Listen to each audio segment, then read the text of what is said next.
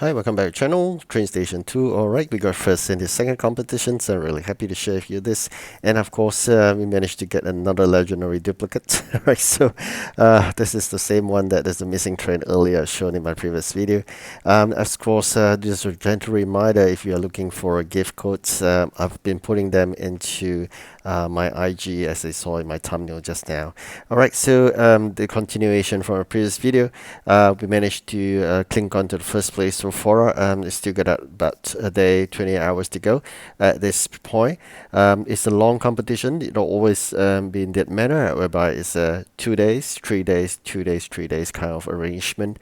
This will be a 3-day event competition, and the third competition will be a 2-day competition. So my target, as usual, is to accomplish 3 wins in the first 3 competitions because they are the easiest of the 6, and with that we will secure the 1050 event coins, which you will need 1000 for the legendary, and then after that I will take a back rest, not too much into that, and we will just go with the flow. So in this juncture, what we are really having is about 100 EP gapped.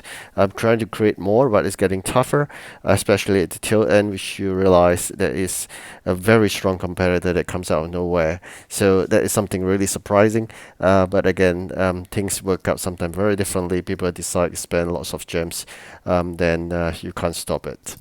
And the only way to fight that will be consistently trying to see how you best send your dispatches based on the maximum capacity you can do that. And of course, I depleted my pool of hard-earned gems as well for these competitions, all thanks to that gem spender likewise. So I really have no choice because had I not go ahead and get this, I wouldn't maybe stand a chance of winning the first place. And of course, you may be saying that why not just be second and eventually get only the train in the fourth competition? Yes, that may be another thinking, but again, when I comes to the fourth competition, I'll be running out of the Union dollars, so I wouldn't be able to be that competitive edge without that additional 20 capacity for my legendary trained. So I always have this plan whereby I will save up all the Union dollars and spend it all in the first 3 competitions. So with that, we have secure together with a good number of gems as well for the first 3 competitions. So the only worry now I'm facing is if I face with the same competitor again in the third competition, I'll start off with no gems, and of course I'll be a small amount of Union dollars left. The fact that we've just claimed some from the Union competitions, we may be able to secure 2 or 3 rounds of legendary upgrades of 20 capacity, and I think that's all we got. So in terms of preparations for the third competition, I may need to generate a lot of this items from the factory itself and store them in the warehouse. And at the same time, I'm trying my best here to work very hard for the Union dollars, especially when they are really much needed in the competition nowadays. The fact we do not have huge capacity to start with, as we are in Egypt right now, so it's relatively tough. And for me, I'm really lucky. I got lots of this bonus items that I managed to complete, and of course that allows me then to secure a much stronger position with this job, which is giving me 94 EP. And along the way, I try to do again, because it's always in a rotatory basis.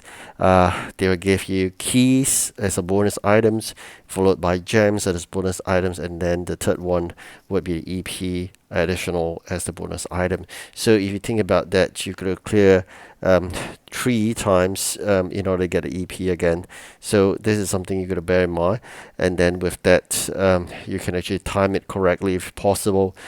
Then you'll be able to secure a lot of the EP at the last point, which I'm going to show you later on how I did it. Initially, I thought it was a losing end until I realized that I could do it, and I always do it in the last maybe 10 seconds or so, so that you can secure the win without letting the opponent know, and there'll be insufficient time for reaction. All right, so these are the things to take note. I've been tricked multiple times, and I learned that trick after it. Right, so 8 hours to go, and at this juncture, I thought I was still securing quite a good place in the first place itself, but I was totally wrong.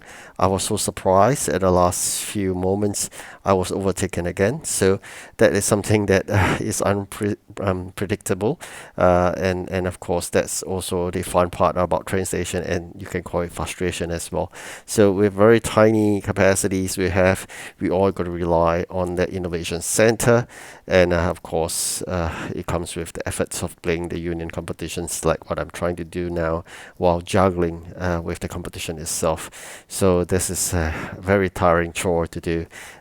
Do remember to click on those exclamation marks to do whatever you could to collect some parts or some items from a union player itself. Almost 71, I think 72% or 71% completion in event maps, and post 100%. I don't know how things may work out, but it always been the case. Things will get harder. So I believe that's also a reason why I always wanted to win in the first three competitions, because by the fourth competition you'll be post 100% of the event completion. Then things will get really tough. So competitions will be getting really, really rough from the fourth competition onwards most of the time. But unless you're really lucky, you're paired together with a group of people that's really enjoying TrainStation 2 at a luxurious place, we're leisurely enjoying it, then you'll be enjoying it as well. But unfortunately, most of the time I have very tough competitors, and this is a true struggle. So here we are, almost there. We still get 8 hours, as I've seen in the clock here. So really trying to prepare myself for the last leg of this 3 days long competition in the last 8 hours. That is really daunting, and I really hate long 3 days competition. I prefer the 2 day ones because it's less tiring, and of course with that 1 day rest, it's not really rest. You gotta just stockpile of your event items, tons and tons of them, and let's check out the progression as well. So here we are, very, very near. You can see here 26 EP difference, and it's not very comfortable gap. And I always wanted to have at least 100 200 EP gap to get a comfort level, but no, that's not happening. And we're going to rely on this last three jobs. If we're going to time it correctly, I will be able to complete it within the pro period of time, 8 hours, and especially the 3 hours jobs. This is something we're time with. All right, so fast forward here and let's see how we fare. All right, so another one completed. We've got 5 hours left. We are getting gems, and then once I cleared that gem bonus, it will be EP bonus again. So that's what I'm trying to do right now, to quickly clear up that bonus item, so I can generate a new job that comes with extra EP. That's all I'm trying to do right now. I think I'm bang on this because this will be my saving grace in order to get the maximum EP and bonus as well. So as for the other two jobs, our focus is as well. Sometimes you gotta bear in mind the restriction of the job, like 11th and steam engines only. So these are things you gotta bear in mind. These are the restricted job that will majorly turn the tide and cause obstruction. The other one that causing obstruction is whereby you're locked with just two jobs along the way. So that actually delayed quite a bit of my progression as well.